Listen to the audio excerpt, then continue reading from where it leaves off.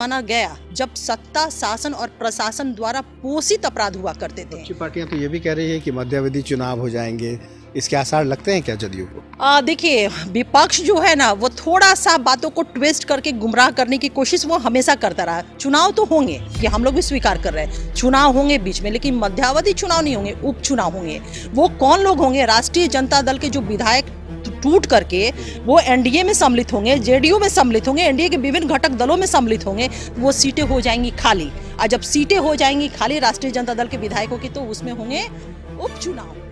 नमस्कार, मेरा नाम कुमार गौतम है और आप देख रहे हैं न्यूज़ फॉर नेशन। मुख्यमंत्री नीतीश कुमार और एनडीए ये कह रही है कि 2020 का जो चुनाव है उसके जीत के पीछे की वजह कहीं ना कहीं बिहार की महिलाएं हैं जिन्होंने वोट किया है। ऐसे में जनता दल यूनाइटेड की कैंडिडेट भी रही हैं, अंजुम आरा भी प्रवक्ता भी रही हैं, जदयू की नेता भी हैं। ये क्या मानती हैं, इनसे जानते हैं। मुख्यमंत्री ये कह रहे हैं कि जीत के पीछे महिलाओं का हाथ है। हाँ, बिल्कुल सही बात है कि आप देखेंगे कि जब भी महिलाओं की एक लंबी कतार इलेक्शन के दिन, जो वोटिंग के दिन रहता था, तो हमारे नेता आदरणीय नीतीश कुमार जी, जैसे उनको सूचना मिलती थी कि महिलाएं लंबी लाइन में है, तो वो इंश्योर और कंफर्म होते थे और इत्मीनान हो जाते थे। ये बिल्कुल सही बात है। 2005 के बाद से जिस तरह से महिला सशक्तिकरण आदरणीय नेता नीतीश कुमार जी के नेतृत्व में एनडीए गवर्नमेंट ने किया है, वो आप जानते हैं कि पूरे देश में एक नज़ीर बना, एग्जाम्पल हुआ, और दूसरे जो स्टेट है उसका अनुसरण किया। आज पंचायती व्यवस्था में महिलाओं को रिजर्वेशन दे करके जो हमारा प्राथमिक जो चुनावी पद्धति है, पंचायती व्यवस्था, नगर निकाय में 50% रिजर्वेशन देके उनको मजबूत किया गया। लड़कियों को आप सोचिए कि एक दौर था जब लड़कियां घर से बाहर नहीं निकल सकती थी। आज बिहार की बेटियां इतनी सशक्त हो चुकी हैं, उनके अंदर आत्मनिर्णय लेने की क्षमता आ गई है, उनके अंदर आत्मबल हो गया है कि आज वो चौक चौराहों पे आप देखिएगा वर्दी पहन कर करके और आधुनिक हथियार के साथ वो समाज की रक्षा और सुरक्षा कर रही हैं।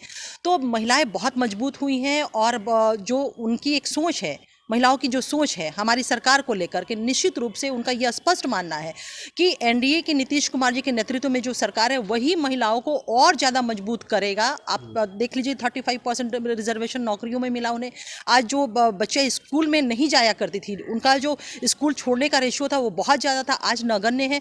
तो शैक्षणिक दृष्टिकोण से, सामाजिक दृष्टिकोण से, आर्थिक दृष्टिकोण से, और साथ ही साथ मनोवैज्ञानिक तौर पे बिहार की बेटियां और बिहार की महिलाएं बहुत सशक्त हुई हैं। तो यही हमारा भी मानना है कि आज हमारी महिलाएं जो है एक बहुत बड़ी ताकत है, एनडीए गवर्नमेंट की, नीतीश कुमार जी की बहुत बड़ी ताकत बिल्कुल। फिर भी बावजूद इसके सवाल ये उठता है कि जदयू की कमांडो रही हैं आप, जदयू की महिला ब्रिगेड जिसको बोलते हैं, फिर भी आप हार गई है, आपको हार का सामना करना पड़ा। देखिए, इसको हार के रूप में हम कभी नहीं इसको मैं मान रही हूँ। ये इस जो परिणाम हुआ, परिणाम को हम लोगों ने स्वीकार किया है।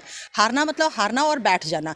हम लोग लगातार संघर्ष करेंगे जनता की खुशहाली के लिए, समाज में कैसे बेहतरी हो उसके लिए हम लोगों ने परिणाम को स्वीकार किया है, और बेहतर परिणाम हो सके इसके लिए और मजबूती से आप देखेंगे लगातार हम लोग असेसमेंट कर रहे हैं, विश्लेषण कर रहे हैं, एक पूरी समीक्षा चल रही है कि किन कारणों से हमारा जो परिणाम जो एक बहुत बेहतर होना चाहिए था, थोड़ा अपेक्षाकृत उतने बेहतर नहीं परिणाम हुए, वो क्या कारण रहे हैं। और लगातार हम लोग लोगों के बीच में, क्षेत्र में जाकर के वो बेहतर करने की कोशिश की। आगे वाला जो भी हमारा समय होगा वो बहुत ही बेहतर हमारा रिजल्ट हो, और जो कमियां रही उस कमियों को हम लोग पाटने की कोशिश, उसको कवर अप करने की पूरी कोशिश करेंगे। मुख्यमंत्री नीतीश कुमार के चेहरे पर लड़ाई लड़ी गई थी, लेकिन जो परिणाम आए हैं वो परिणाम बनिस्पत नहीं है उस मुकाबले जितनी संभावनाएं या जितनी प्रोबेबिलिटी थी।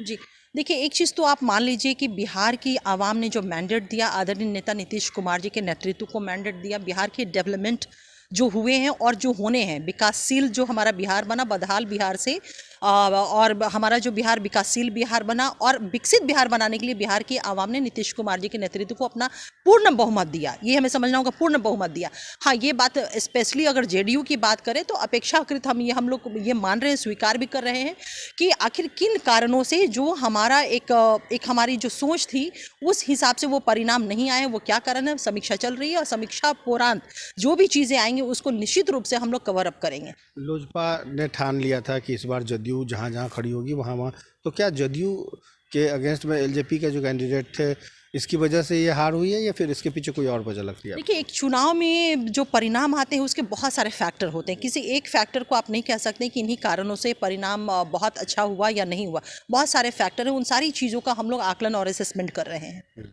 आप मानती हैं कि चिराग पासवान दोषी है? अभी हम लोग एक निष्कर्ष जिसको कहते हैं ना, निष्कर्ष पे अभी हम लोग नहीं है। हम लोग का फाइनली जो बैठ करके असेसमेंट होना है, समीक्षा होना है। अभी हम सभी लोग जितने प्रत्याशी समीक्षा रिपोर्ट अपनी सबमिट कर रहे हैं, बहुत सारे रीजंस हैं उसमें। वन ऑफ द रीज़न ये भी है, लेकिन बहुत सारे रीजंस है। फाइनल जो निष्कर्ष हमारा है अभी, वो जब हम लोग बैठेंगे समीक्षा करने के लिए, तब फाइनली पता चल पाएगा कि क्या क्या कारण रहे मूल रूप से। नई सरकार है, नई सरकार के गठन के बाद से ही मुख्यमंत्री लगातार क्राइम की मीटिंग ले रहे हैं, लेकिन बावजूद इसके हर दिन कहीं ना कहीं क्राइम हो रहा है। विपक्ष हमलावर है, तेजस्वी यादव कह रहे हैं कि ग्राफ बढ़ रहा है अपराध का।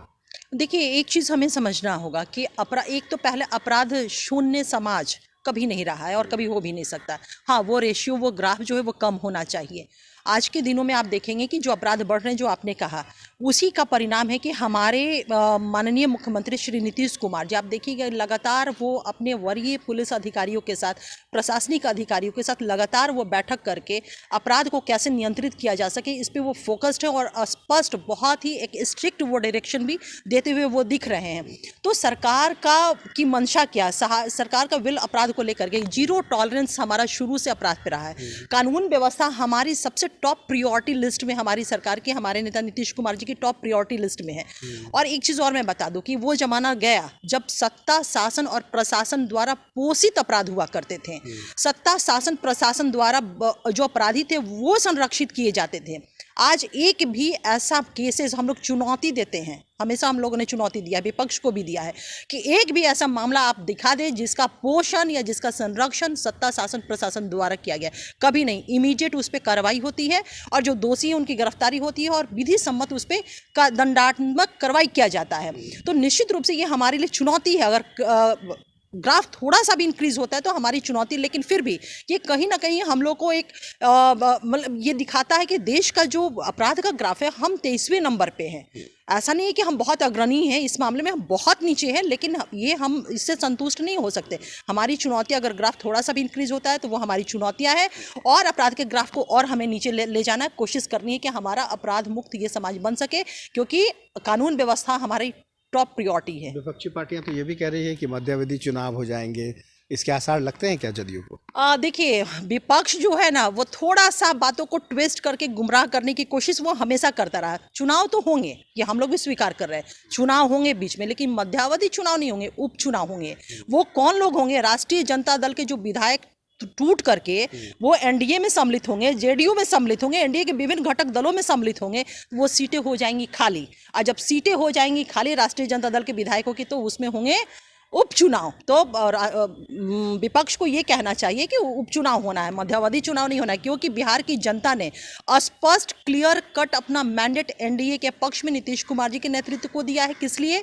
बिहार को विकसित बिहार बनाने के लिए। तो जहां इतनी पॉजिटिविटी जनता की सोच में है, एनडीए के विभिन्न घटक दलों के शीर्ष नेतृत्व की सोच में, हमारी सरकार की सोच में इतनी पॉजिटिव चीज़ें हैं, तो कहाँ से कुछ चुनाव होना है और नहीं होना है? ये केवल अपना जो ख्याली पुलाव बनाना है और कुछ भी नहीं। न्यूज़ फाउंडेशन से बात करने के लिए थैंक यू, धन्यवाद। तो ये है अंजुम आरा, जिन्होंने साफ तौर पे पूरी बात बेबाक तरीके से रखी और साफ तौर पे विपक्ष पर हमला करते हुए ये भी बातें कही कि चुनाव तो होंगे, लेकिन मध्यावधि चुनाव नहीं बल्कि उपचुनाव होंगे, और ये तब होंगे जब आरजेडी में भगदड़ मचेगी, आरजेडी के तमाम विधायक दूसरे दलों में जाएंगे। सहयोगी के साथ कुमार गौतम, न्यूज़ फाउंडेशन, पटना।